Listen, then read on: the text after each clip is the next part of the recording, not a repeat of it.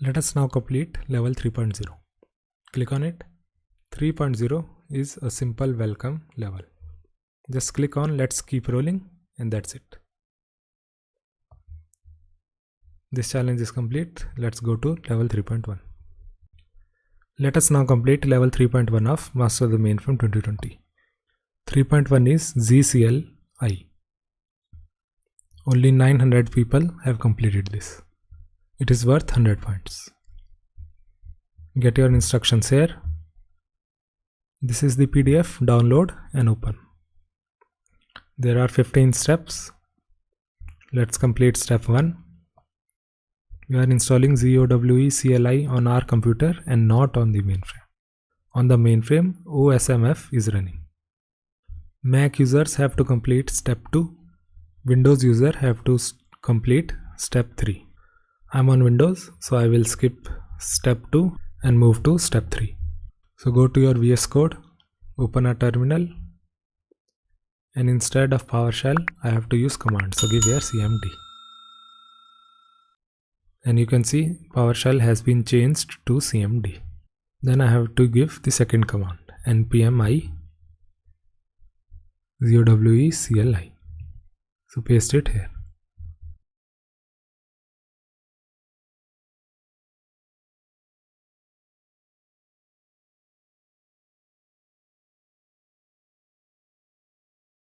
The command is now complete. Let's run the last command, ZOWE. Let's give here ZOWE, enter.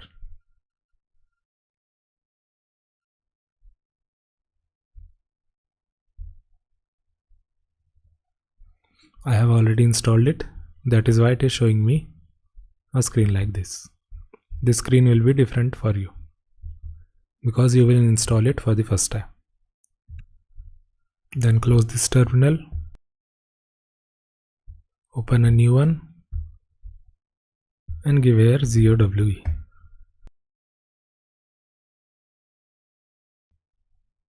And it will show you a screen like this. Welcome to ZOWE CLI. In step 5, we can give the command ZOWE console. So give here ZOWE console. And it is telling the description of ZOWE console. In step 6, it is telling us that we can get help by entering command like this. So if I give here ZOWE ZOS jobs help examples, then it will show me all the examples of this ZOS jobs.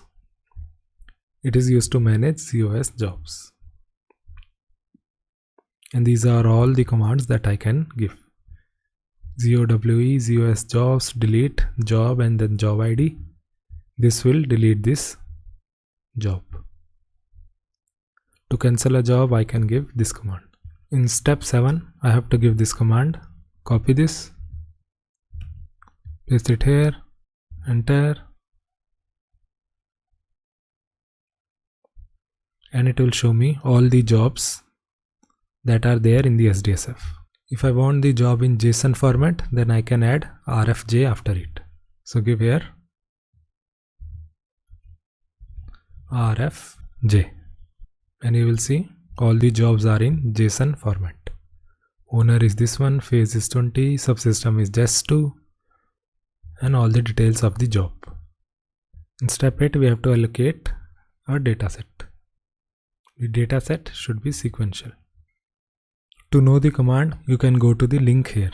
This is the documentation for ZOWE. We can go to this link and find how to create a dataset using ZOWE. So go to this link, and here you can go to create dataset sequential, and here is an example.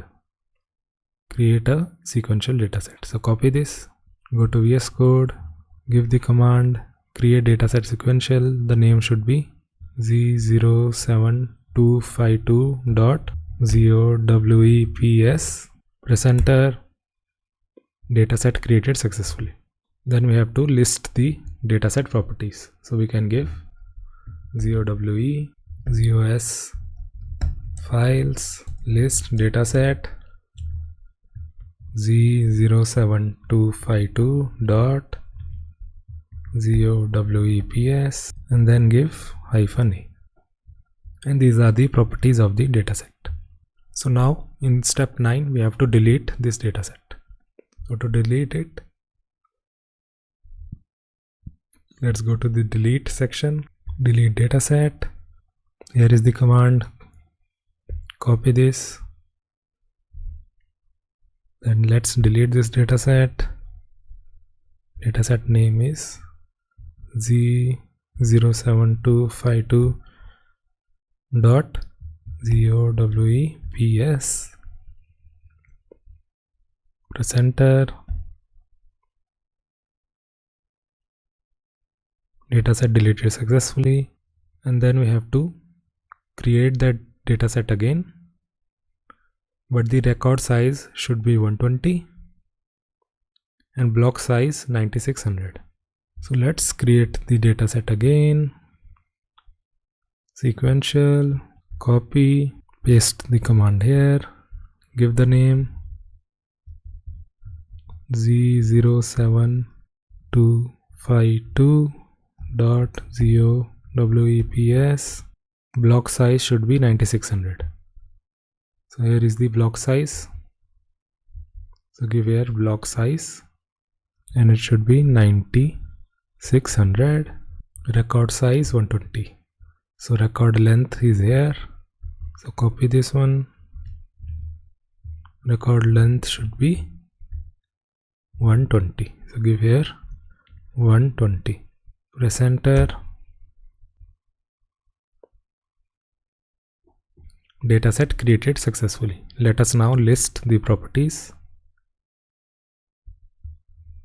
And you will see record length is 120 and block size is 9600. So step 9 is also successfully complete. Step 10 is about vSAM. It is just telling us what is vSAM, and the details of vSAM is given here. The different types of vSAM, KSDS, ESDS, RRDS and LDS are defined. In step 11 we have to build a vSAM dataset. So let's go to the documentation, click on create, and here we can see dataset vSAM. Here is the example. Copy this, go to VS Code, paste it here. It should be on the volume VWRKZ. So here is the volumes keyword. Copy this one, give here volumes, and then the volume should be VPWRKZ. Copy this, paste it here. The name should be vSAMDS. So let's put the name here, Z07252.vsamds. vsamds. So the command is complete. Let's press the enter key. Dataset created successfully. Let us now look at the attributes. vsamds, and here are the attributes. Dataset name, catalog name, organization is vSAM. It is on this volume VPWRKZ. This is the index, this is the data, and this is the vSAM. Let's go to datasets and refresh it, and here you will see the vSAM dataset. So step 11 is complete. Step 12 is to load it up with records. We have to use the dataset called public.records. Then we have to use the text file which was provided with this challenge. So when we click on here, then you can see it provided us with repro.txt. Click on it. This is the repro.txt. We have to copy this file to our working directory.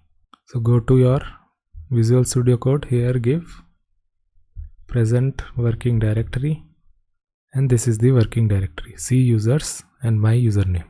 So this is repro.txt. Copy this into the working directory which is C users and my username. Paste it here. Paste. Here you can see repro.txt. Also this name should be replaced with my user ID. So give here Z07252. Control S to save. Then we have to use this command.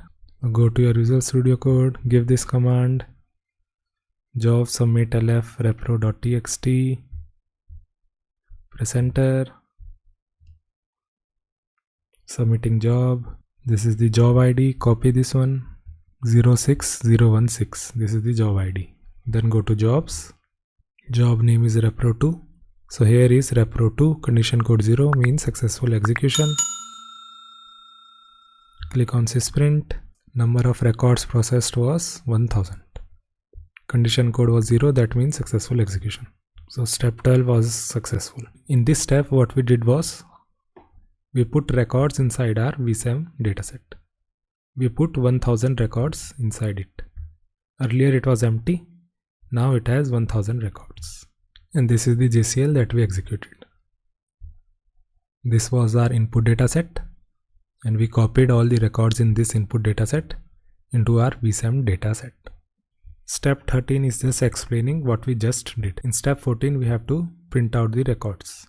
Here is the example what we have to do. So here is an example of the print. This is the full JCL.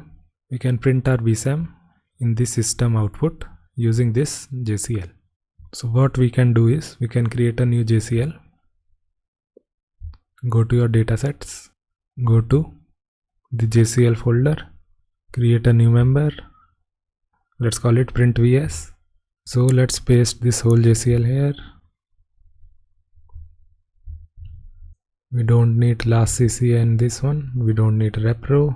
We just need printing. Program is idcams. Let's call it repro2 job repro JCL program idcams. Let's remove this. Sysyn is print in dataset. Dataset name is Z07252.vsamds.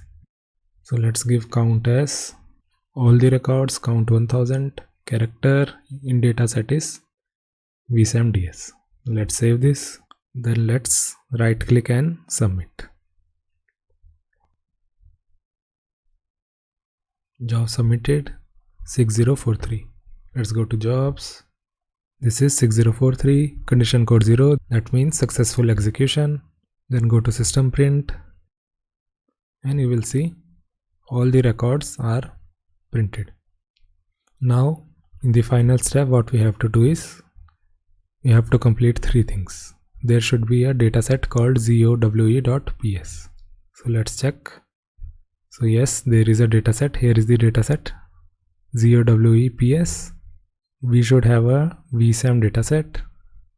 Here is the vSAM dataset. Step 2 is also complete. Then the first 20 lines of the print should be pasted into output.vsam print dataset. And we do not have to use JCL, we have to use copy paste only. So what we have to do is, we have to copy 20 lines from this. So this is line 1, copy this till line number 20. Copy. And then we have to go to a dataset output.vsam print. So we have to create this dataset. Let's now create it. We can create from here as well. So let's give here create new dataset sequential. Let's call it Z07252.output.vsamprnt. Let's refresh. Here is the dataset, click on it. Paste the 20 lines. So here are the 20 lines, Control S to save. The dataset is now saved. Now to complete this challenge, just submit chk3. So go to mtm2020 public JCL and submit chk3. Job submitted 6060. Let's go to jobs. Here is 6060. Condition code 0. Open this. System print. So here is ZCL1 and it is showing me correct, which means that my challenge is now complete. So ZCL1 is now complete. If I refresh this page, you will see 3.1 is gone. It is in the completed tab. You can see 3.1 is complete. Let us now complete level 3.2 of the contest. In this video, I will solve level 3.2 of Master the Mainframe 2020. Level 3.2 is Rex 1. Click on it. Go down. Click on here. This is the PDF we have to download. Download and open it. This PDF has 12 steps. In step 1, we have to open a terminal. So click on terminal, new terminal, then copy the files from public source to your source dataset. So let's go to datasets. Here we have a source dataset. My source dataset is empty. I have to go to the mtm2020.source. Here is the dataset. I have to copy guess number and sumrex. I have to copy both of these. Copy this into my source dataset. Give here paste. Give the same name guess num. Also copy sumrex. This is sumrex, copy and paste.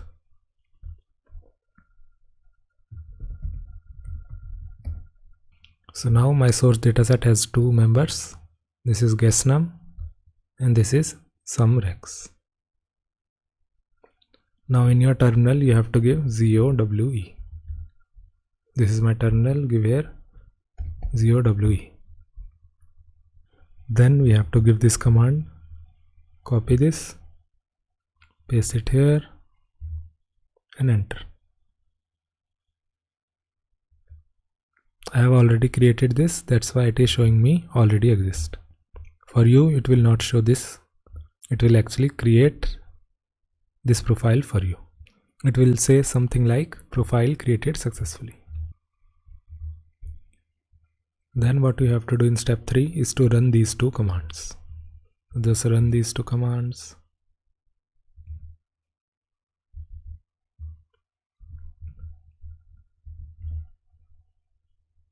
Then we have to run this command. Give here your user ID.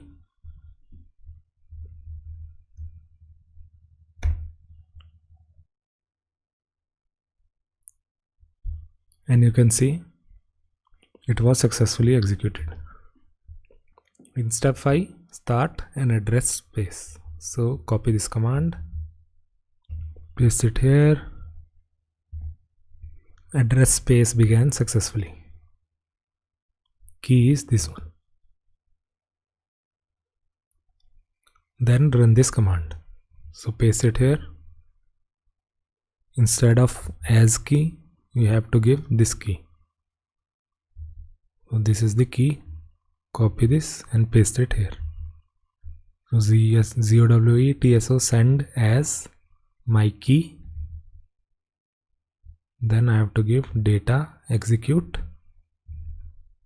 So give _data. Then apostrophe execute single apostrophe the dataset name 07252 my user ID dot source, then in the brackets SOMEREXS, a single apostrophe, then double apostrophe. Press enter and you can see the code executed again, exactly like before. Step 6 is now complete. Now in step 7 we have to run guess num code. So give the same command and instead of sumrex give guess num. Press enter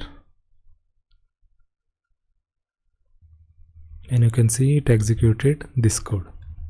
Now to guess the number I have to give the command like this, data and then in the double apostrophe you have to give the guess.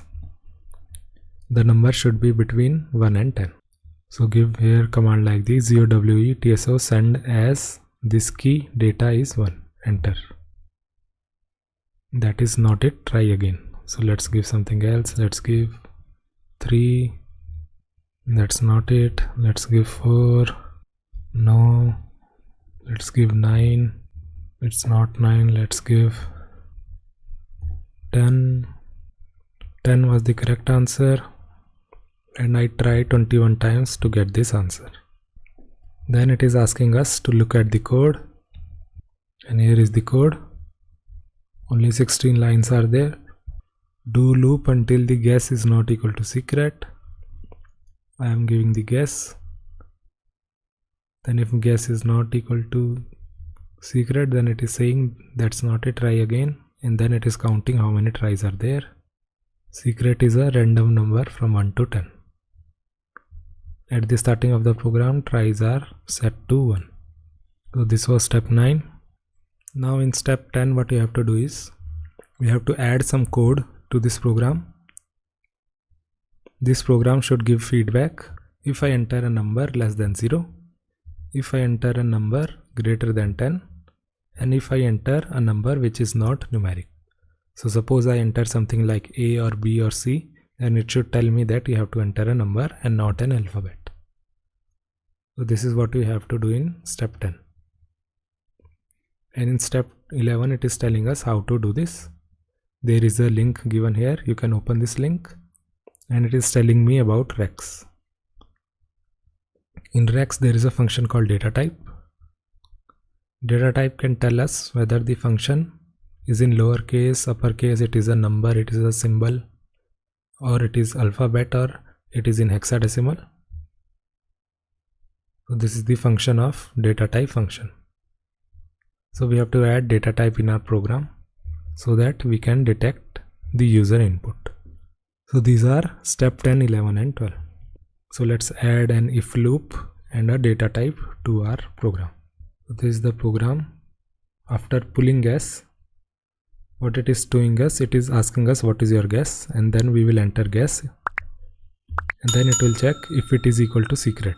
If it is secret, then it will exit and say you have guessed it correct. Otherwise it will be in the loop till the answer is correct.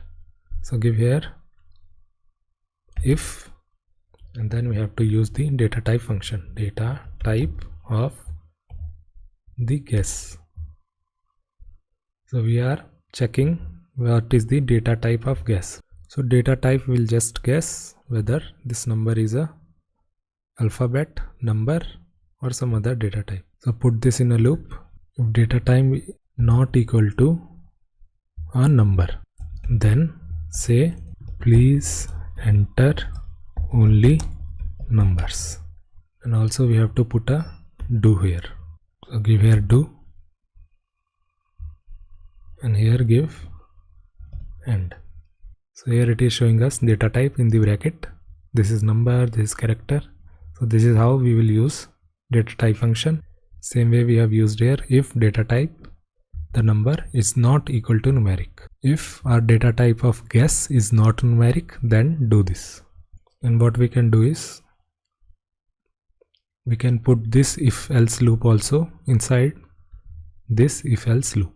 Here give else, and then give the whole loop.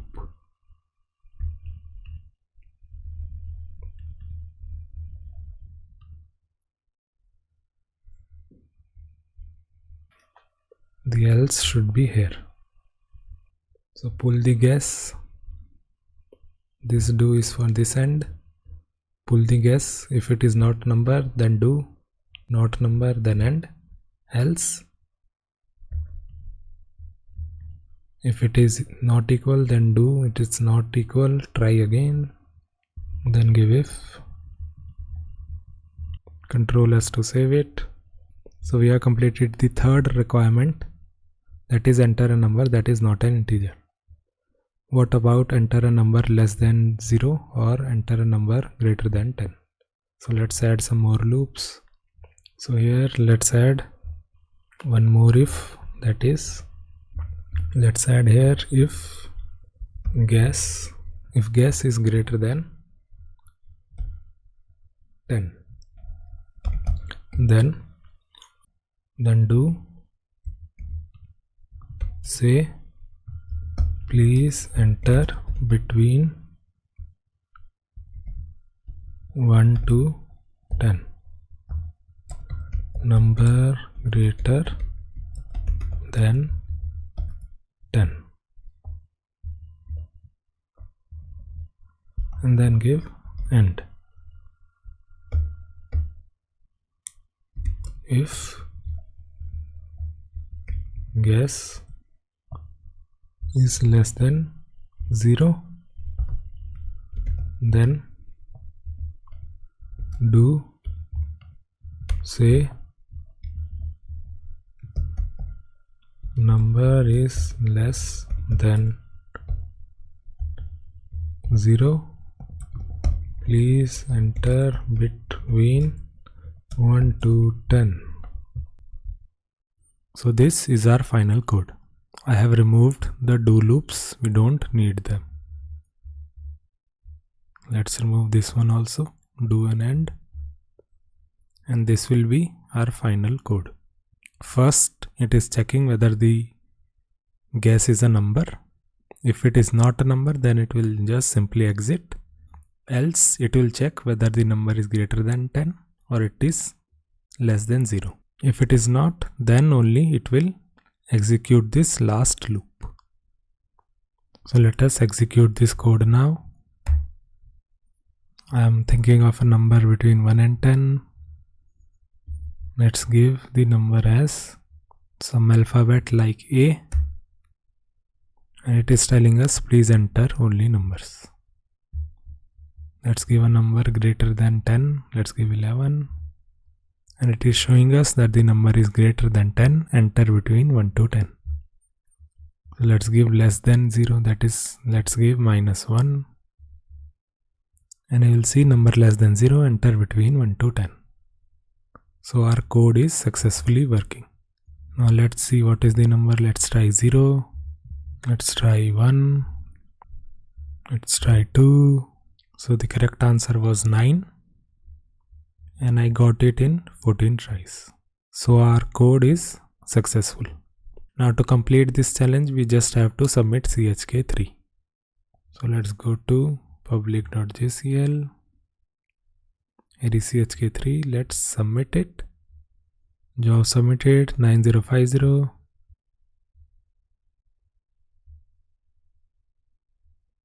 Here go to system print, and here you can see rex1, which is correct. So our challenge rex1 was successfully completed. Here also, if I go to completed tab, I will see that rex1 challenge is showing here. Level 3.2 is successfully completed. Let's now complete level 3.3, that is rex2. In this video, we will solve level 3.3 of Master the Mainframe 2020. Level 3.3 is rex2. Only 800 people have solved it. Click on here. This is the PDF. Download and open it. It has 12 steps. Step 1 is to load a code, copy CC view from public.source into your own source dataset. So let's go to VS Code. Here is public.source. This is CC view. Right click, copy, and paste it into our own source dataset. Give the same name, CC view. So here is the code. In line number 12, we have to change the dataset name. Give our own user ID here, Z07252. This is my user ID. Then in step 2, it is giving us the location from which this code is taken. So go to this link and you can read more about this code. Step 3 is telling us that this code has a lot of do loops. There are many nested do loops in this code. In step 4, it is telling us to run this code. But before running, we have to allocate this dataset. So go to MTM 2020 and create new dataset. Click on this icon, dataset sequential. Give the name userid.output.customer.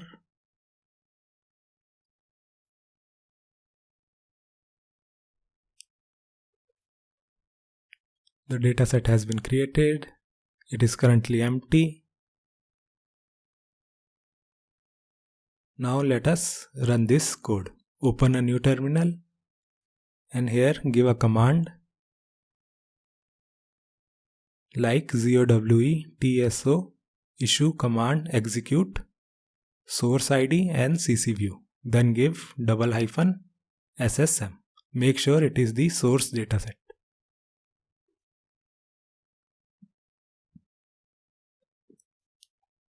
Press enter and you will see a message like this. So now our customer dataset will now contain 1500 lines. The customer dataset is outDD. It now has 1500 lines. So let us go to output.customer. Click on it. If you still see it as empty, then pull from mainframe. And then you will see 1500 records inside this dataset. You can go to the bottom and you will see 1500 records are there. In step 5, it is telling us to check the output. If you uncomment line 41 and run this code again, you will see something else at the terminal. So this is line number 41. Call inspect. We have to uncomment this. Let's uncomment. Save it by giving Ctrl S and then run it again. And now you will see inspecting and a credit card number. You will see 1500 such lines. It is telling us that it is inspecting the credit card number. In step 6, it is telling us to enhance the code, that is add LUHN algorithm to the code. In step 7, it is telling us that we can use subroutines to add LUHN algorithm. In step 8, it is telling us more about the Rex language. And in step 9, it is telling us that I can use substring, length or math operators to write this code.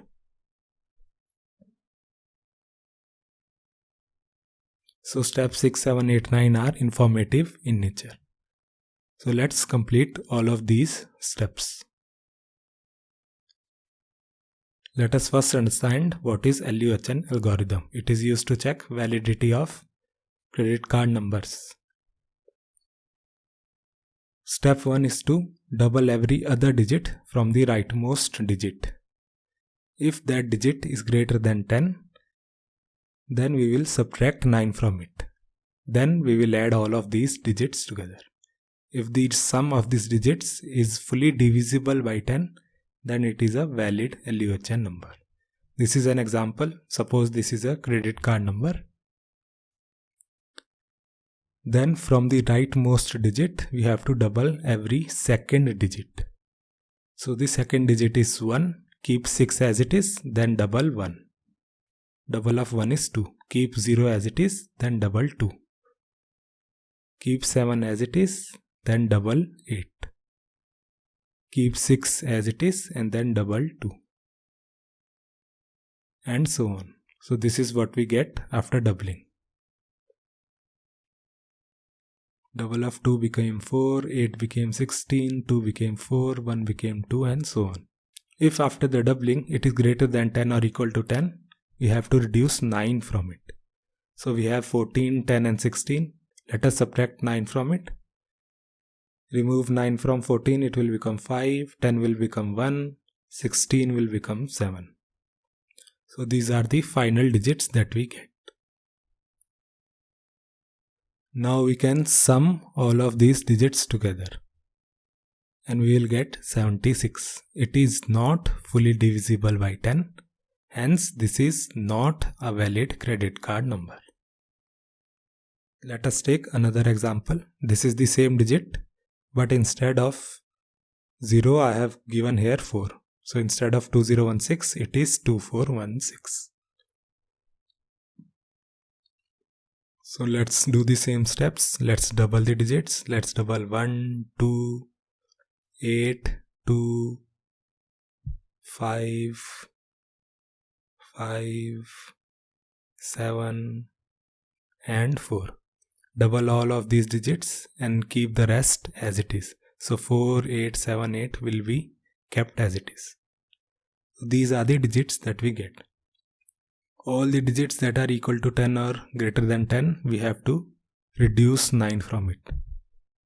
So after reducing 9 from 14, reducing 9 from 10, reducing 9 from 16, we will get these digits.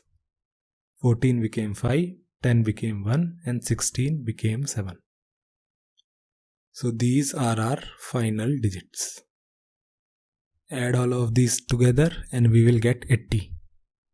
80 is fully divisible by 10. Hence, this is a valid credit card number. Now let's apply this algorithm into our code. So here is the inspect subroutine. Instead of it, we will use LUHN. So remove inspect and put here LUHN. First, we will take the rightmost digit. We will use substring for it. Give here substring. Then the last position will be position number 16. Because the credit card number is 16 digit long. And we have to take one digit from there. So let us give here 1. And the digit name is CC digits. So this will take the rightmost digit of the credit card number. Let us call this D. Then we have to double 2. So D is equal to D multiplied by 2. And if D is greater than 10, then we will reduce 9 from it. So D is equal to D minus 9. Then end this loop.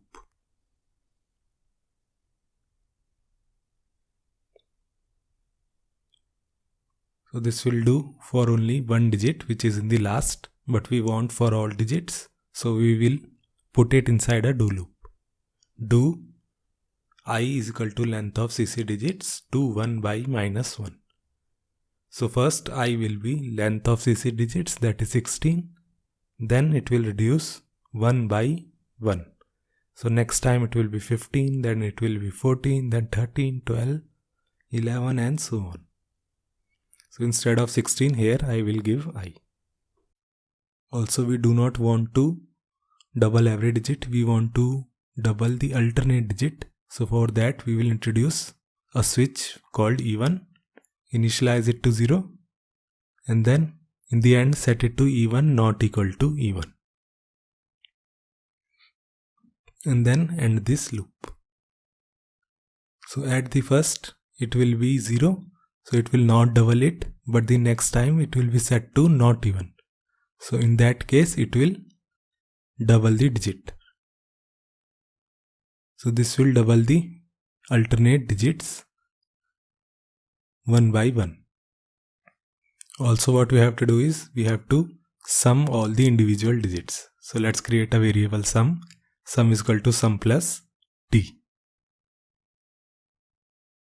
And also initialize sum to 0.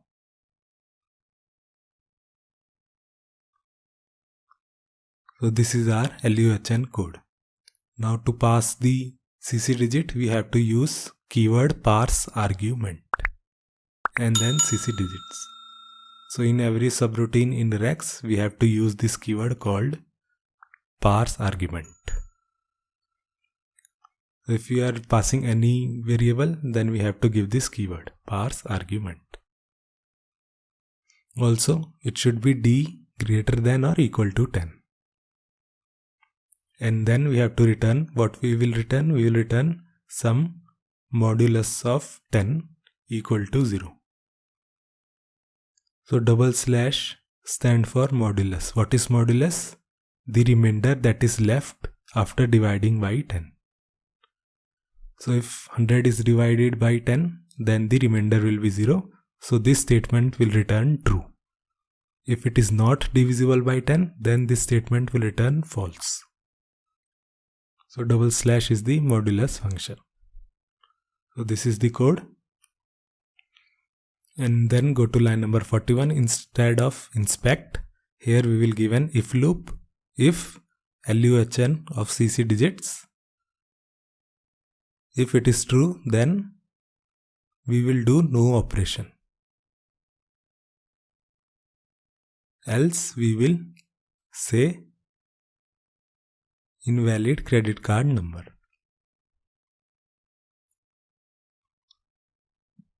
And then we will give the credit card number as well. So give here CC digits. Let us run this code and you will see this is the report. It is showing us these 6 numbers are invalid. So these 6 credit card numbers are invalid in our data set. So our code is working fine. So the steps 6, 7, 8 and 9 are complete. Let's go to step 10. Step 10 is flip that and reverse it. It is asking us to create a LUHN generator. It will output LUHN compatible 16-digit numbers. We have to put code in source dataset and name should be CCGen. Only numbers are required on each line. No need to generate other information such as name or anything else. We just need the numbers. So let's go to the source dataset. Copy the same code LUHN. Right click and copy. Then in the source dataset we will create a new member. Let's call it CCGen. And then in the CCGen paste the LUHN code. Then in the first line let's give a do loop. Do loop because we need to generate 500 numbers. So do while total is not equal to 500. And then let's initialize total to 0. And then let's give a number such as random number. This is the name of our variable random number. Let's give it 33333333. It should be 16 digit long.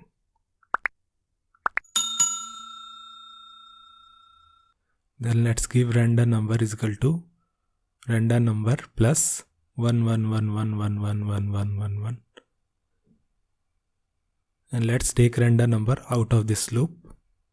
We are initializing random number to 33333. It is 16 digit long. And inside the loop we are just adding it to 1111. Do it while total is not equal to 500. And then give if LUHN of random number is satisfied, then we can say that this is a valid credit card number. And then output the random number as well. Then increase total by 1. Total is equal to total plus 1. Then end this if loop. Then give another end for the do loop. Then exit the code.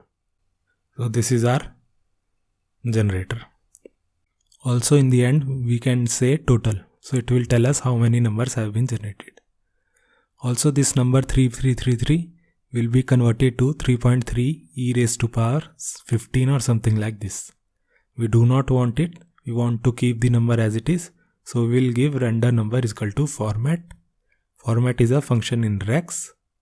So random number is equal to format. And then in the brackets I can give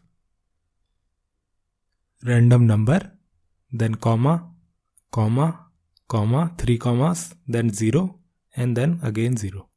There should be 3 commas here. Then let's save it.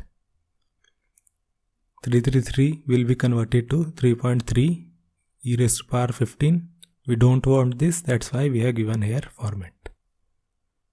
So in the first line also give rex. Without this line, the rex code will not execute. Let us execute this code. Make sure it is CCGen and not CCView. Enter. We have made a mistake in line 5. Equal to sign should be after slash. Like this. And remove this end. It is not required. Let's run this code again. And now you will see it is telling us valid CC number and the CC number that is generated. The total numbers were 500. So this code generated 500 CC numbers. In step 11, it is telling us that we can use CC view to verify our code. In the final step 12, what we have to do is we have to put the 500 valid numbers inside the output dataset in a member called customer 16, and then we can submit CHK3 job. Now let's go to CC view. Then from line number 13 we can change it to while. Do this while out counter is not equal to 500, because we want 500 records. Then we can put this code, that is, it will first read one line from the input file, then it will check the return code, then it will read one line from that file, then it will check CC digits. If the CC digits are correct, then it will write into the file. But before writing, we will change this to line 1 is equal to, this is line 1, we will change this to line 1 is equal to CC digits. Then we will write it to the output file, and also increase the counter. When this counter becomes 500, then this loop will stop. Hence we will have 500 CC digits in the output file. Rest of the code is same. Also, this customer 16 should be in output. So it should be in output dataset, output customer 16. Let's go to output. Here is the output. Let's create a new member. Let's call it customer 16. It is currently empty. Here is the dataset name, output customer 16. Let's run this job. Let's check customer 16 now. Right click, pull from mainframe, and you will have 500 records inside it. You will see 500 records. So step 12 is also complete. Now to complete this challenge, submit CHK3. Go to public.jcl and submit CHK3. Job submitted 8111. Let's go to jobs. Here is 811. Check system print, and I will see rex2 is showing as correct. So rex2 is also successfully completed. So to summarize in this challenge, we first modified CC view and added LUHN algorithm in it, and then we generated 500 numbers using CCGen, which had the same algorithm, and then we generated 500 records and put it inside the output dataset in customer 16. So let's go to the web page. All the 12 steps have been complete. In the web page, if I refresh it, you will see that 3.3 is now complete. If I go to completed tab, you will see 3.3 is complete. Let's now complete level 3.4, which is COBOL 1. In this video, we will solve level 3.4 of Master the Mainframe 2020. 3.4 is COBOL 1. COBOL gets it done. Only 745 people have done it. Click on here. This is the PDF. Download and open it. This challenge has 12 steps. Let's do step 1, that is install Java. We can go to this link, or we can go to this link to install Java on our system. So this is the link. I am on Windows, so I can go to Windows 64. Then I will download MSI. Then I will install it. After the installation, what we have to do is we have to go to ZOpenEditor and give a setting. So let's open Visual Studio Code. Go to the Extensions tab. Here is IBM ZOpenEditor. Click on the settings icon. Go to extension settings.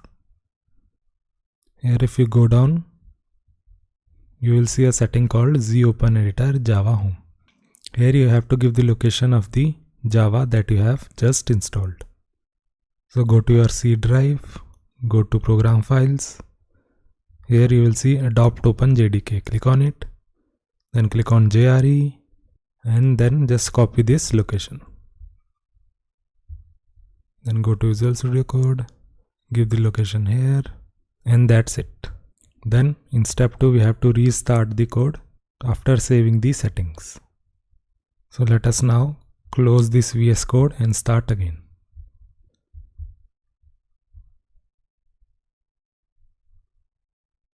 To verify that it worked, you have to open this dataset and open ADD1CBL.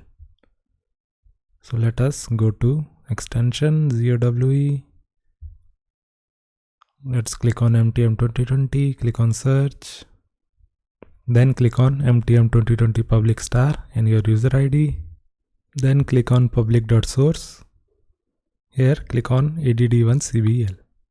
This is the code. If I go to plain text and click on COBOL, then you will see this is the coding of this program. You can see this is green in color, this is blue in color, this is red in color. So it is able to detect the program which is COBOL. So that means step 2 is also complete. Our Java installation was successful. In step 3 it is telling us to get familiar with COBOL. Here is a tutorial to learn COBOL in 10 minutes. So go to this link. This is the 10-minute video. If you want to, you can watch this video. In step 4 it is telling us how to change the highlighting of this code. We can go to the bottom. We can go to the bottom and click on here, and then we can search the code that we want.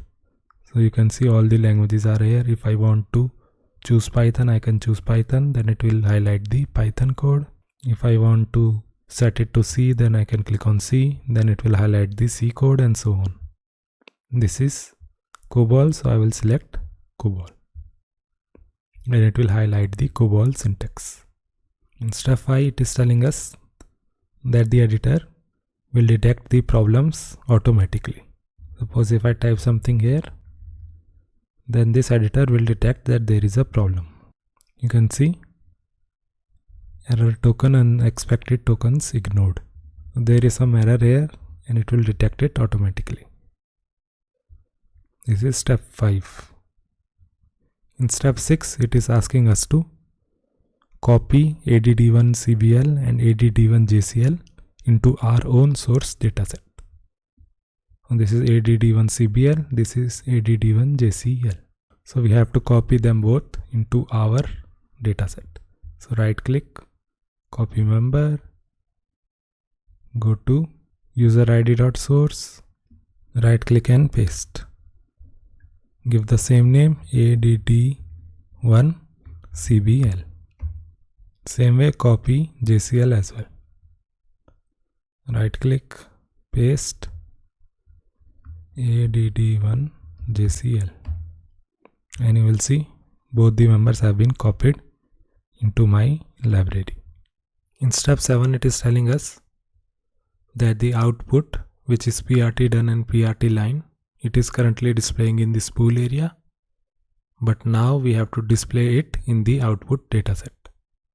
So let's go to VS Code. Here you can see PRT done. It is currently in sysout. PRT line is also in sysout. But instead of sysout, we have to display it inside a dataset. So let's give here dataset name, our user ID, dot output, in the bracket PRT done, and remove the sysout is equal to star. Same way here, give dataset name, user ID, dot output, in the brackets PRT line. Also give disp is equal to share. Give disp is equal to share. So let us create these two members, PRT done and PRT line, in the output dataset. So this is the output dataset. Right click, create a new member, PRT done. Then right click again, create a new member, PRT line. This is our JCL. User id.output prt done, user id.output prt line, disp is equal to share. Control S to save this dataset. Then after creating these members prt done and prt line, go to datasets, submit add1 JCL, submit job. Job submitted 8688. Go to jobs. Here is 8688, condition code 0. Now let's go to our output. Click on PRT done. If you see an empty dataset, then right click and pull from mainframe. And you will see current date, my first ZOS COBOL program. Same way, click on PRT line. If it is empty, then right click and pull from mainframe. And you will see 1, 2, 3, 4, 5, 6, 7, 8, 9, 10 is there. So step 8 is saying us that check your files. The files are PRT done and PRT line. Both of them are correct. So step 8 is also complete. In step 9, it is telling us to add our name to the program by using PRT myname variable. So let's go to the COBOL program. This is the COBOL program, add1cbl. And here you can see PRT name is not used.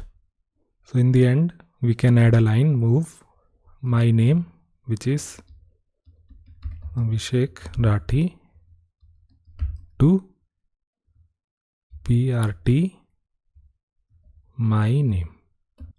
So currently PRT my name is spaces, but after moving Abhishek Rathi to it, it will be filled with this data. Control S to save it. Then it is asking us to submit the JCL. So let's submit add1 JCL again. Right click and submit job. Job submitted 8696. Let's go to jobs. Here is 8696. Condition code is 0. So let's check our datasets.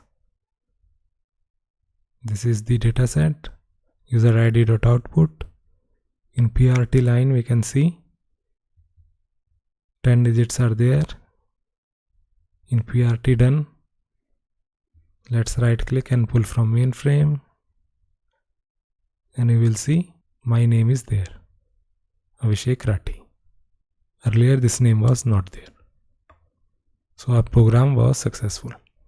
So step 9 is also complete. Let's go to step 10. In step 10, it is asking us to write a COBOL program that will create a report. It will write the first and last names of all the accounts that have balance more than $8.5 million. The input dataset is public.input customer records, and the program name should be top accounts. Create this in the source dataset. In step 11, it is telling us that we can use the code from this link if we want any more help. So here is a COBOL programming course. We can learn COBOL from here and then write this program. So let us write a COBOL program. In step 12, it is telling us that the name of the program should be top accounts. So let's go to source, right click, create new member, TOPACCTS. So here is top ACCTS. Let's copy all the code from add1cbl, Control C to copy, go to top accounts, Control V to paste. Let's highlight the syntax, COBOL. The program name should be TOPACCTS. Author is, let's give my name. Let's give the name as input and output, print in, and output should be print OUT. Assign to and PRT out. Then in file section, let's call it FD PRT in. Record is 80 characters. This is fine. Let's call the record in record. That is input record. This is PRT out. Let's call it out record. Remove this old code. and here we can give pick x of 80, and let's give the initial value as spaces. Let's check the input file. What is the record structure of input record? The input file is public.input customer records. So let's go there. Here is customer records, and this is the file. So this file has 1000 records. We have the first name, last name, then the starting date, ending date, and then the money. So let's go to the program. In input record, let's give here another level number, level 5. Let's give first name, pick x of, let's see the length. Length is 1 2 3 4 5 6 7 8 9 10 11. So it is 11 characters long. So let's give here 11. Let's give initial value as spaces. Same way, let's give last name. Then we have to give starting date, ending date, and the money. Start date, end date, and money. And then count the length and put it here. Initial value will be spaces. This is 22. Date is 8. Value spaces. And date will be also 8 digits long. Value spaces. Then money is, if you count this, it will be 12. So money is 12 characters long. Also between start date and end date, you will see there are some characters. These are 3 characters. So let us give here filler. Pick x of 3. Value is spaces. Same way between end date and money. This is end date and this is money. There are some characters. If we count them, these are 9 digits. So let's give here filler pick x of 9 and value spaces. Also this file is 80 characters long. We have given here 80, but if you count them, it will be 73. So let's fill the last 7 digits with filler. 7 value spaces. So this is our input file declaration. It is complete. Output file is 80 characters long, value spaces. Input file is input record, output file is out record. Then this is working storage. Let's empty it. We will fill it as we write our code. Then let us write our program. First what we'll do is we will open both the files. First we will open the input file, which is PRT_in. We will open it in the input mode. Input means we will only read it. Nothing else will be done, only reading. Then we will open the PRT_out. Output means we will write in the file. And then in the end we will close both these files. So let's give here close PRT_in and then close PRT_out. Then stop run. So we have to generate a report which looks like this. In the first line we have to write report of top account balance prepared for PAT standard, number of records, then the first name, last name, and the balance in the account. So this part is called header. So line number 1 to 4 is called header. So let us write this first. Let's give here perform header write. Let's remove this code. Perform header write. Let's call it A100. After that we will write the records. So let's call it perform A200 account write. Here we have to find the total number of records as well. So what we will do is, I will write all the records first into a table, and after we have read the input file, I will then copy the table into the output file. So first I will read input and paste it into a table. I will paste the table into the output file. So before this, let's give perform table write. Let's call it A100. Let's call this A2. Let's call this A3. You can give anything. I am giving A1. You can also give 01. Like this. It is your choice. So let us first write A100 table write. Here first we will read PRT in until end of file is equal to yes. At end move yes to end of file. End of file is a variable. Not at end. I will give here compute real money is equal to function numerical value of money. So this is money. Currently it is in commas. You can see here it is a comma here. So to convert it into numerical, we have a function called numerical value C. In the PDF also it is telling us that we have to look at numerical value C function. So this function numerical value will convert money into a numerical value, and I will store it into a real money variable. So let's create this variable in working storage section. Let's call it real money pick 9 of 9, and there are also decimal values, 2 decimal values. So let's give here V99. Let's give initial value of 0.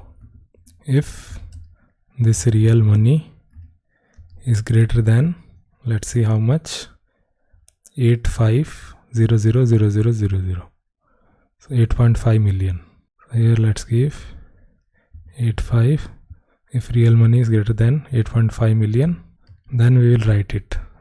So let's move the first name to some variable and write it into a table. So let's create a variable called temporary record. Let's move it to temporary record. Same way, move last name to temporary record and move money, real money. Or we can move money as well. Move money to temporary record. So this will overwrite it.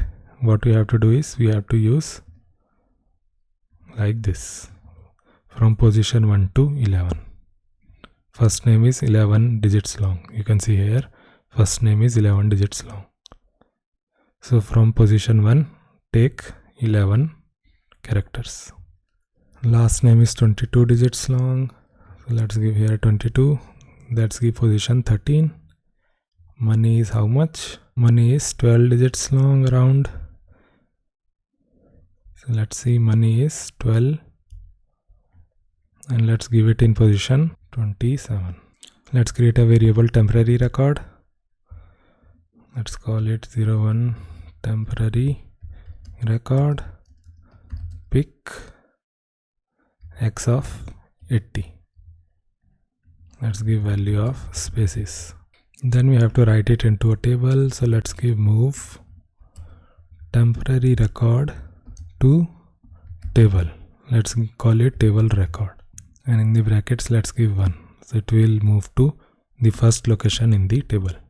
We have to put this in a loop. So instead of 1 I can give I, and then I can increase I 1 by 1. So compute I is equal to I plus 1, and then we can end this if loop here. And if, so let's create this table table record. Let's go to working storage section. Let's create working storage table. Let's give here tab record pick x of 80 occurs. Let's check how many records are there. There are around 1000 records. So there are 1000 records. So let's give here occurs 1000 times value spaces. And also we are giving this table as perform. Instead of giving here until end of file, what you can do is you can remove this and give it here. So this means that this para will be read again and again and again until the end of file is yes. So let's create a variable called end of file pick x of 1. Let's give it a value of no. Also we have to declare I.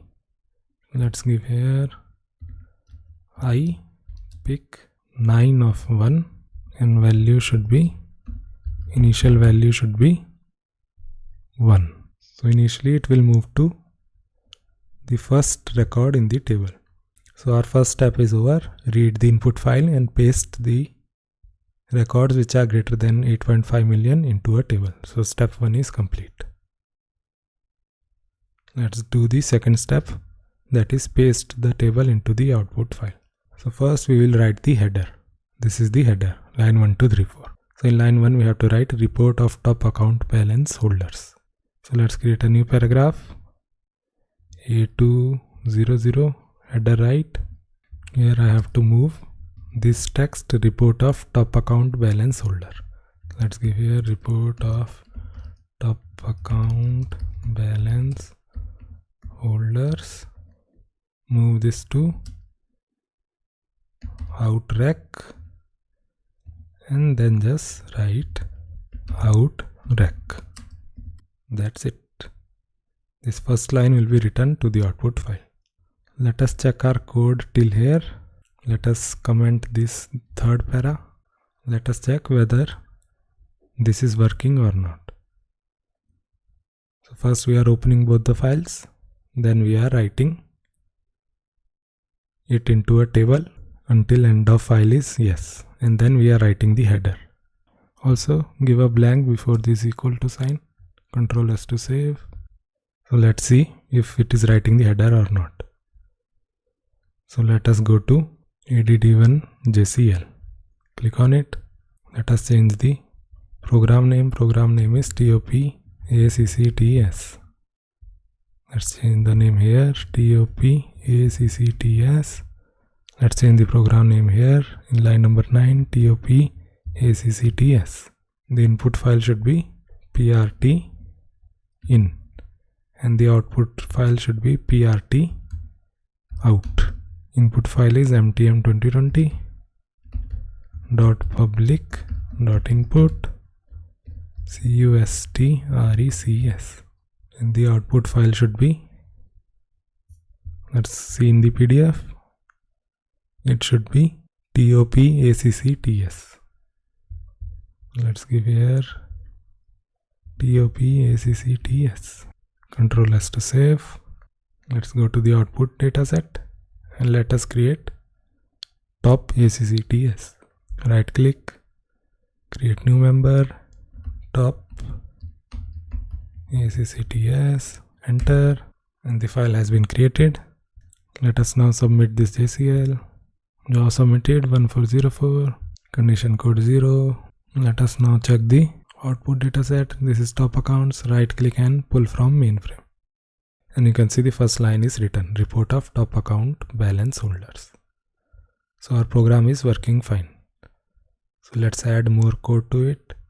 Let us now write the second line. Second line is prepared for PAT standard on. So let us now write, let's copy this and paste again.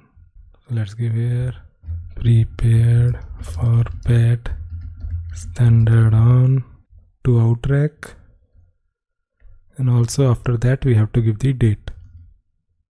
So we cannot write to full outrack, we have to write to from position 1 to the length of this. So the length is around 28. If you count it, it is around 28. Let's give here 1 to 28. And then we have to move current date. This is a function in COBOL, so we can give here function current date to some working storage variable. Let's call it date, and then we will move working storage date to outrack, and then after this we will move it. So let's give here position number 29. Let's give a space here, position number 29 to 8. 8 is the length, 29 is the position. So let's create this variable in working storage section. Let's call it working storage date, pick x of 8. Let's give value of spaces. We can also give 9 here, both will work. X and 9 both are fine. So this code will write the second line, that is prepared for PAT standard. Then we have to write the third line same way, then the fourth line. So let's copy and paste again. Move number of records, count the length of this and write it here. It is around 14, so let's give here 14. Then here I have to write move the total accounts, move total account to out record at the position 15 and length is 4. Total accounts can be maximum of 1000, which are 4 digits, so that's why I have given here 4. And how we will count total account? We can count it here. So let's give here compute total account is equal to total account plus 1. So every time if the money is greater than 8.5 million, it will add 1 to the total accounts. Let's go to working storage and let's here add 01 total account pick 9 of 4. Initial value will be 0. Then in the line number 4 we just have to write this equal to sign. So here let's give move equal to outrack. That's it, and then write the out record. Also before we write our header, let's move spaces to input record and move spaces to output record. We are just emptying the records. And after every writing record, we can initialize again by giving move spaces to out record. This will empty the out record again. So let's copy and paste it after every write. Also, since I have given date as 9 by 8, I have to give the value as 0. If I give here x of 8, then I have to give the value of spaces. Control S to save. Let us now submit ADD1JCL. Right click and submit job. Job 1469. Condition code 0. So let's check the output. Here is top ACCTS. Right click and pull from mainframe. And you will see the header was written successfully. Report of top account balance holders prepared for PAT standard on this date. We have to give a space here and number of records are 19. So our program is working successfully. Here let's add one more space. Instead of 29, let's give 30. In the end, let's just write all the records, that is perform A330 account write. So let's create one more paragraph. A330 account write. So we have the table which have all the accounts. it is table record. What we can do is we can move table record, the first record, to the output record, and then just write output record, and we have to do one by one until total accounts have been completed. So let's give here perform account write until I is greater than total accounts. Before that, let's move 1 to I. So I value is 1. So this statement will move the first value of the table to the output record and write it. Then it will increase I to 1. So I is now 2. So second record will be moved to the out record and it will write in the output file. Then it will become 3. Then the third record will be returned to the output file, and so on. Before that, we can initialize as well. Let's give move spaces to output record. Make sure the value of I that you give is 4 so that it can take up to 1000 records. 1000 records are of 4 digits, so it should be 4 or more than 4. Also, before reading the file, let us initialize the records as well. Let's give move spaces to in record and move spaces to out record. Also, we can give spaces to temporary record as well. Then give Ctrl S to save. Let us now run this program. Right click on ADD1JCL and submit job. Job 1559. Let's go to jobs. Here is 1559, condition code 0. So let us check the output data set. Here is the output data set. This is top accounts. Right click and pull from mainframe. And you will see the data set is now completed. It has the header. It has the number of records. Number of records are 19. This is the date, 4 February 2021. And these are all the records. First name, last name and the balance. You can see all the balances are greater than 8.5 million. So this is our program and it is working totally fine, and we are able to create a report. We are first reading the input file and pasting it into a table, and then we are pasting that table into the output file. Now in the final step, just submit the job CHK3.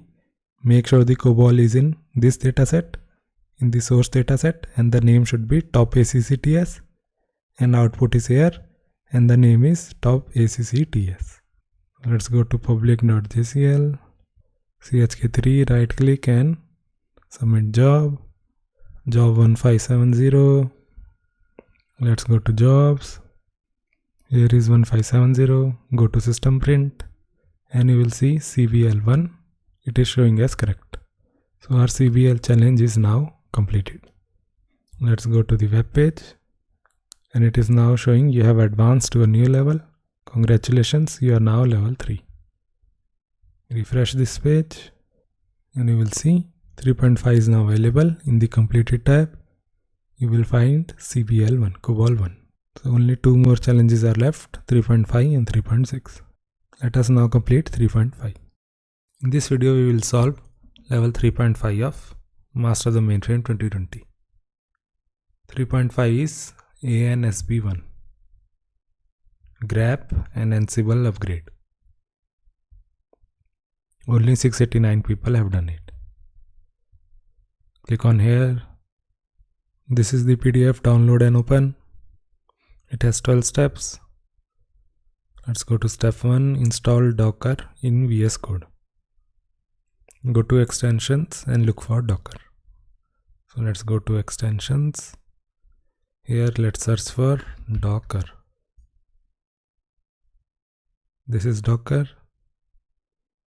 Click on install, installing. Then go to the Docker icon, click on it. And then you will see yellow icons here, failed to connect, is Docker installed. So what we have to do is you have to install Docker Desktop. So go to this link, then install Docker for Windows. The software is of 500 MB, so it may take some time to download.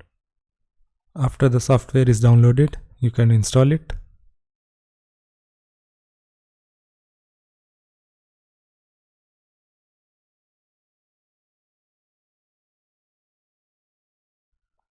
After the installation is over, you have to launch Docker. Here is Docker, let's launch it. Let's see a tutorial, click on start. It is telling us how to clone a repository, how to build an image, then how to run the first container, and how to share an image. So it is showing us how to run an image on your system. So this is the fourth step, take a tour, which is optional. We have already seen how to do this. We have completed step 4 as well. Step 5 is to load up an image. So first what we have to do is we have to restart VS Code. So let's close it. Then launch again. Then go to Docker. Then we have to open a terminal and run this command. So let's copy this. Let's open a terminal, click on terminal, new terminal, and Ctrl V to paste the command. So after entering this command, it will start downloading the image.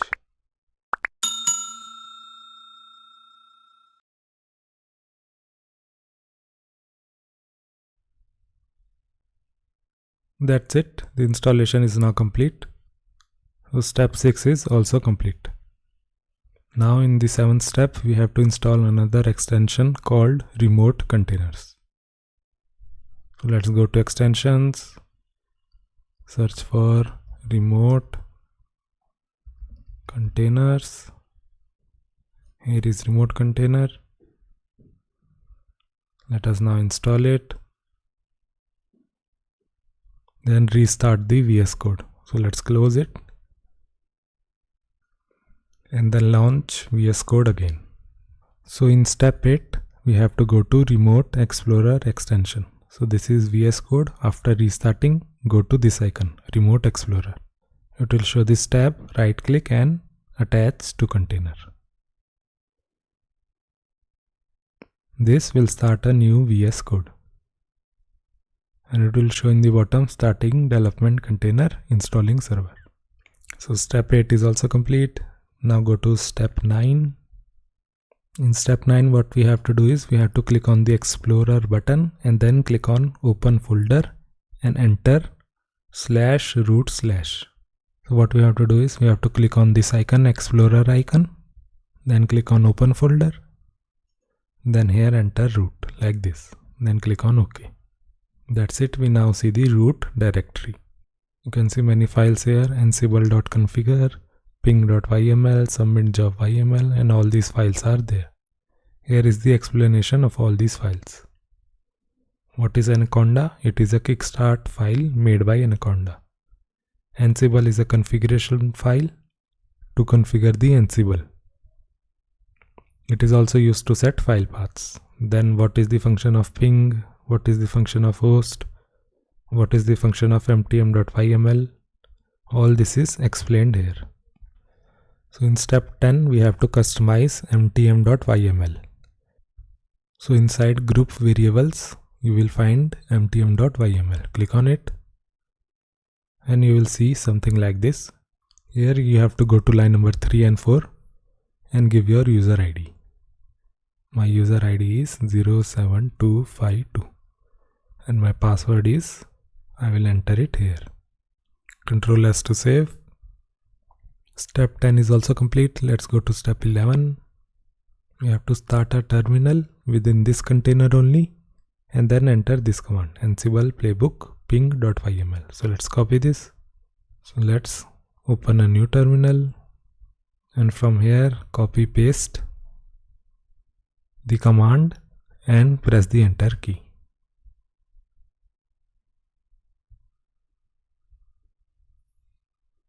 So our command ran successfully. This is the output of this command. Step 12 is to mark this challenge complete. We have to submit the CHK3 job. So let's go to Visual Studio Code, click on the ZOWE icon. Here let's go to our profile, search MTM 2020 public star. Here is public.jcl. Inside it is CHK3. Right click and submit. Job submitted 4077. Let's go to jobs. Here is 4077. Go to system print and you will see Ansible 1 is showing correct. So Ansible 1 is complete. It is correct. Let's go to the web page. Let's refresh it. And 3.5 is now complete. Now I can see 3.6. Ansible 2 hitting the playbooks. Let's complete 3.6.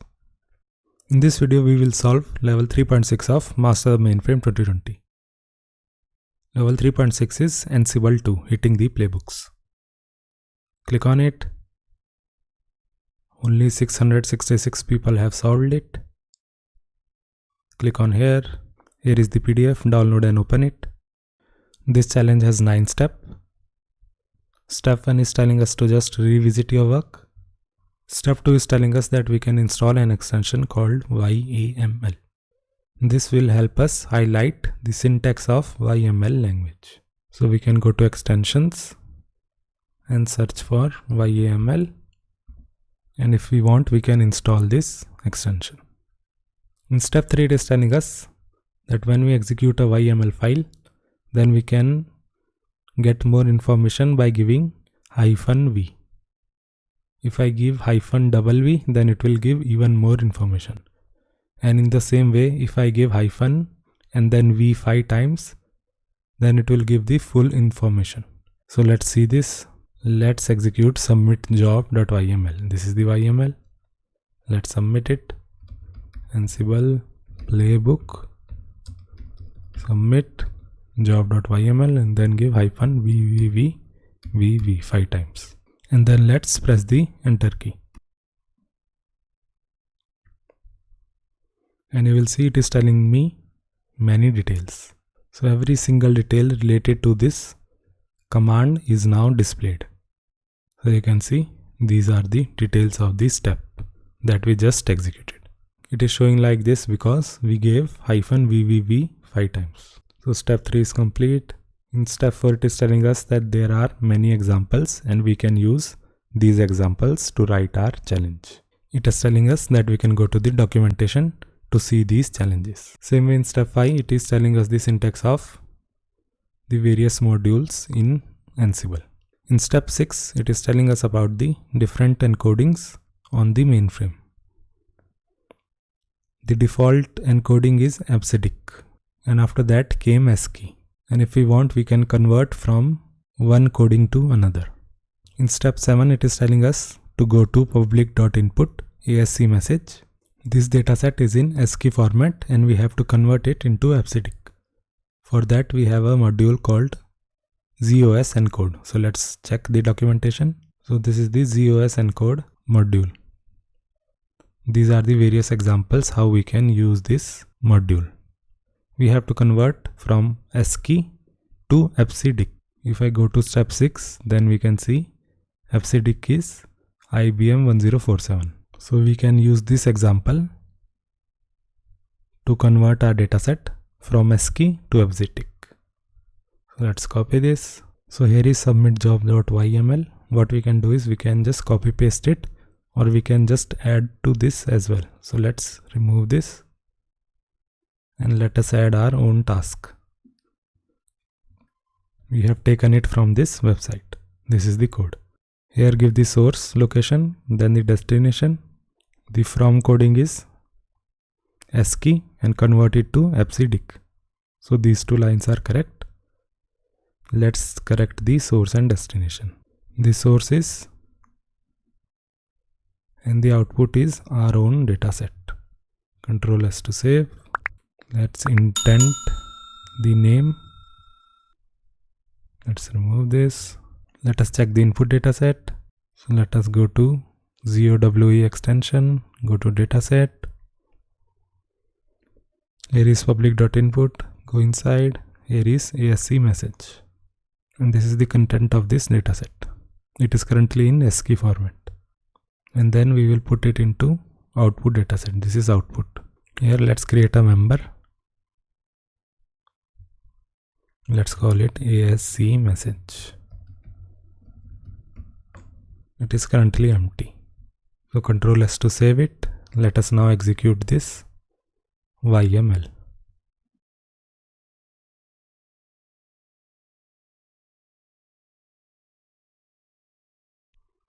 So this task is now finished. Let's go to the output dataset. This is output dataset. Right click and pull from mainframe. And you will see we can now read this dataset. So we successfully converted this dataset from ASCII to EBCDIC. Step 7 is complete. In step 8, it is telling us to read the dataset, and after completing all the steps that are mentioned in that dataset, we can submit CHK3. Now to finish this challenge, we have to copy this whole dataset, move it to the home directory, and the name of the dataset should be ANSB2 out. This should be the path of that dataset. At the end of the dataset, we have to write a message. So to do this, let's go to the YML. Here is the playbook. Here let's copy paste. This is the copy step. Source dataset is this one, and the destination is Z, then the user ID, and then ANSB2 out. Instead of encode, we have to use copy. It should be ZOS copy. We can see here in the documentation, copy dataset to ZOS copy. And here is the example. Copy sequential dataset to USS file. ZOS copy, give source, destination, and then give remote source true. Same we have done here. Let's remove these two lines and give remote source is equal to true. So now this dataset will be copied to the Unix and it will be named ANSB2 out. And after that we have to add one line at the end of the dataset. Now to add a line, we can just use the echo command. Echo challenge ANSB2 of MTM 2020 by then my user ID, and then give double arrows and the data set. Also give a slash before Z. Let's give it a name. Let's call it add line to dataset, and it is a shell command. Also give a space between the hyphen and name, and also make sure of the indentation. It should be in the same line, name and shell. Ctrl S to save. Let us now run this playbook.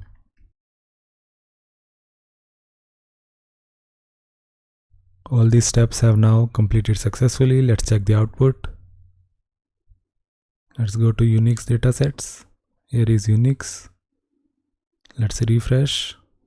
Here is ANSB2 out. Click on it and you will see the dataset has been copied and a line has been added. Challenge ANSB2 of MTM 2020 by my user ID.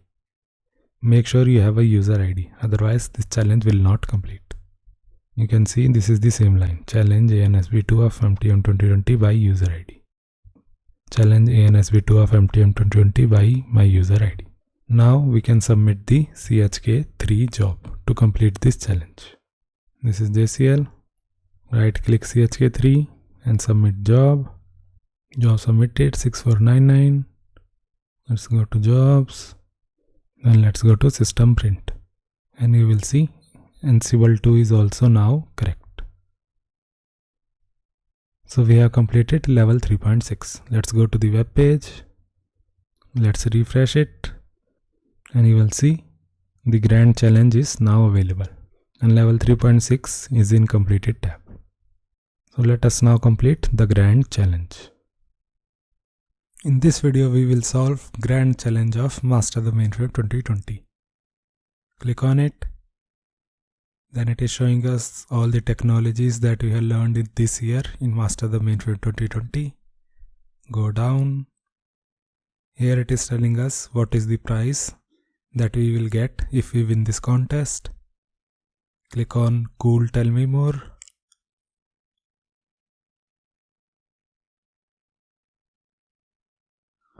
After that it will show us what are the different ideas using which we can solve the grand challenge. Here are some of the ideas that we can do to solve the grand challenge.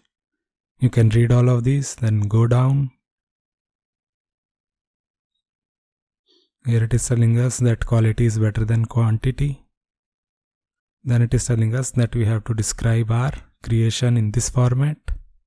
Here is a demonstration of how we have to explain our grand challenge. This is an example of the grand challenge. So go back to the web page, go down, and then click on Let's Do It. So let us now go to our IBM Linux 1 server that we did in challenge 2.10 and 2.11. Log into it using SSH imtm2020key.pm, user ID and the IP address of your server. This is the same thing that we did in challenge 2.10 and 2.11. We have now logged into the Linux 1 server. Let's clear the screen. Let us now install Python 3 on our server using this command. Is this okay? Yes. So Python is now installed. Let's check the version. Python 3.6.8 is there. The pip is 9.0.3. Let us now install Django on the server. Django is now installed. Let's check the version of Django 3.1.7. Let's start a project, Django app. Go inside Django app and migrate. Now I can create a super user. I can give a username. I am giving the username admin. Then give an email address. Then give password, confirm password. And the super user is created. Then go inside Django app and edit settings.py. This is settings.py. Here you have a setting called allowed host. Here you have to give the IP address of the server. IP address of the server is 148.179.219. Make sure it is inside apostrophes. Then save it by giving write and quit WQ. Then add exception to port number 8000 by this command and then reload the firewall.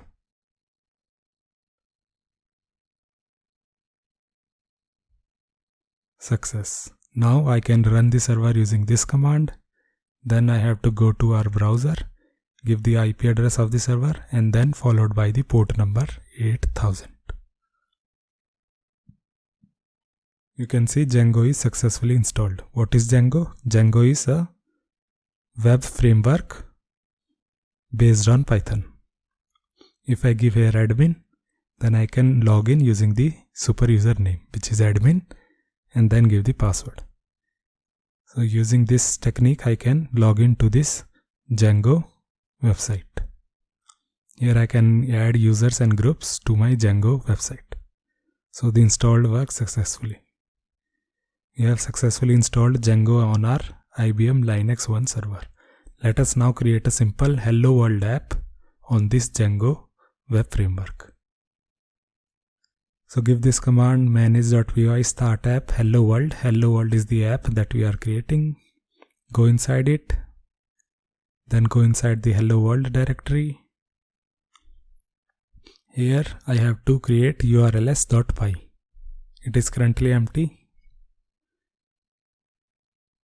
Here just enter this command from Django URLs, import path, import views, give URL patterns, path, leave it empty, then give views dot show. Show is a function that we will create. Then just save this file and quit it, WQ. Now let's edit urls.py in the main folder. This is the content of that urls.py. Here we have to add one more line which will contain the path of our new app. So give here path include hello world.urls.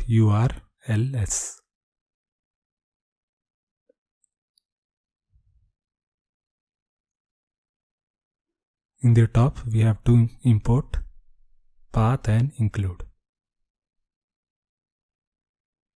Give comma here, then write and quit. Now let us go to hello world app and edit views.py. Here we have to create a function called show request, and in return it will give HTTP response. Response will be hello world. We can write anything that we want here, and also import HTTP response. That is it. This is our function show. Then write and quit. So let us go to the main Django app and then here we have to edit settings.py again. Go down and there will be option called installed apps. Here we have to include a new app called Hello World that we just created. Then save and quit. Then go to the main folder and run the server. Now go to the app again and you will see Hello World. So our Hello World website is now working successfully. Go back to the web page, describe the title of your project. We are installing Django on our Linux One server and making a simple Hello World app. In notes we can give that we are continuing from challenge 2.11 of the contest. In that challenge we logged into the Linux One server, and here we are just installing Django and creating a basic Hello World app. In directions I can give the URL of my website. My website is available at this link. And also we can take a screenshot and upload it in the form. My grand challenge image.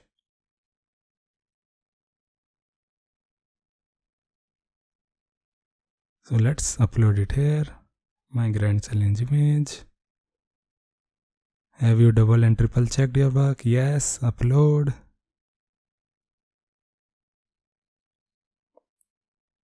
And it is showing us congratulations. Thank you for participating Master the Mainframe 2020. Everything is now complete. Click on complete and points will be awarded. Now you can see you have completed every challenge. Grand challenge is now complete. Go to the completed tab and you will see grand challenge is there in the completed tab. Go to available and you will see only one challenge is left, level 3.7, which is congratulations. Let's complete level 3.7 of Master the Mainframe 2020. Level 3.7 is congratulations. You earned a level 3 badge. Click on it, then go down. You will see that it is just saying congratulations. Master the Mainframe 2020 is now complete. No more challenges are now left. So go down and you will see a button called Let's Keep Rolling. Click on it and that's it.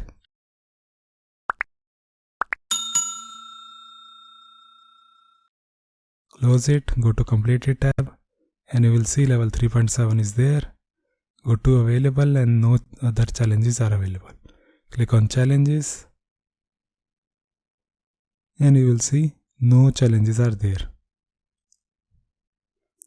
Level 1 is showing there. When you go inside, you will see that there also only one challenge is there, in which you get your username and password.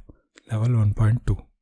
Click on level 2 and you will see it is empty because all the challenges are complete. Click on level 3.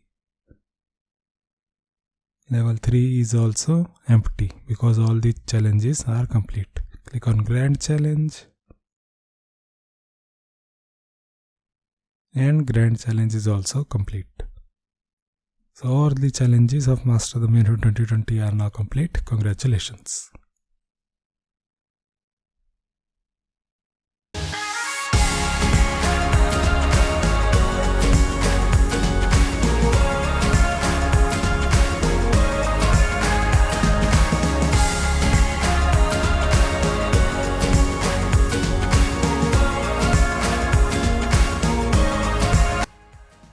If you like my videos, then you can support me by buying my mainframe course.